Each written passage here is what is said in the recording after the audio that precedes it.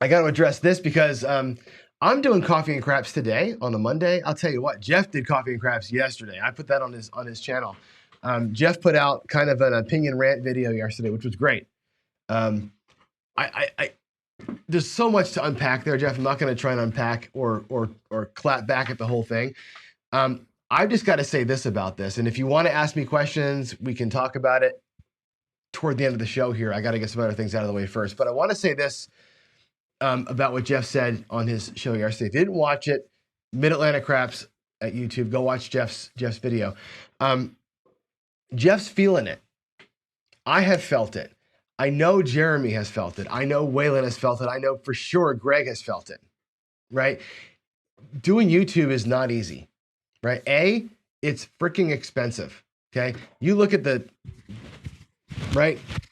$275 for the microphones that we use, right? I'm looking into an HD camera that cost me $500. I got an HD camera out there that cost me $500. I got a table that I've got probably, $350 or so into that table right now. I've got chips that I've spent twice $300 on. I got a $5,000 table in my garage, okay? And cameras out there and a new computer I just bought for the garage, right? I probably got about 10K sunk into this thing. And it made like $77. Like literally it made nothing. I'll show you, actually I'm gonna come full unglued here during the week. And I'm gonna show you, hopefully I can get my monetization turned back on. I'm gonna show you the back end. I'm gonna show you how much money we actually make on this channel. I think people should know like how much I've spent versus how much I've made, what we've made on CGTV between all the donations since we got monetized a few months ago, all the super chats, all the memberships, right? It's about $400 in 5 months. It isn't like there's money in this, right?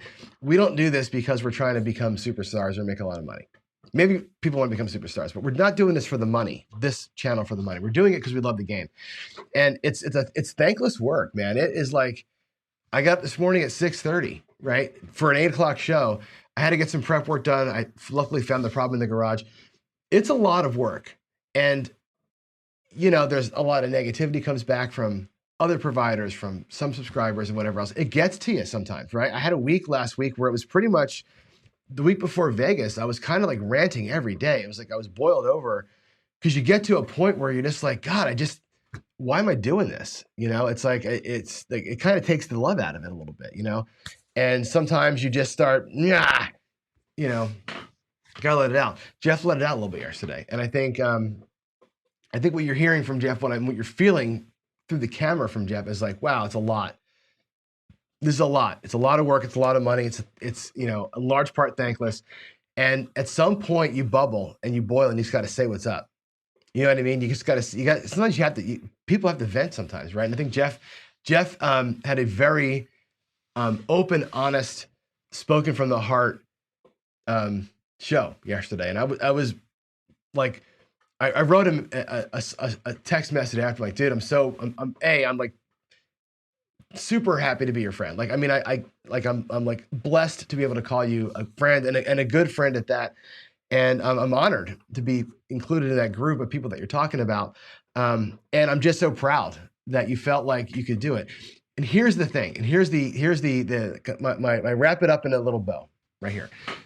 The community that we've built is really strong. Okay. And I, as you all know, probably I teach computer programming to adults. And a big part of our education is we bring adults in from every walk of life, right? We really focus on underserved communities. We really focus hard on veterans and bring in a lot of people who have non-tech backgrounds into tech to become coders and cybersecurity engineers. So one of the things we face all the time is this bias coming in, and there's bias from all different directions.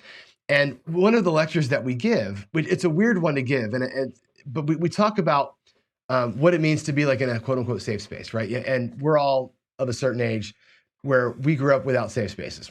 I don't even know what to say. I couldn't define a safe space for you 5 years ago. Couldn't even, a matter of fact, I'd ridicule it. What the hell is a safe space? What a safe space is, and I tell my students this all the time, it's not a place where you're protected. It's not like a little echo chamber for you, right? A safe space is a team at your work or a group that you work with where you are, the word encouraged is not the right word, but where you're safe. It's okay to say what you got to say. Like, we are such good compatriots, such good friends, such good teammates, such good coworkers that if you come to work and you smell like shit because you forgot your deodorant, I can tell you that.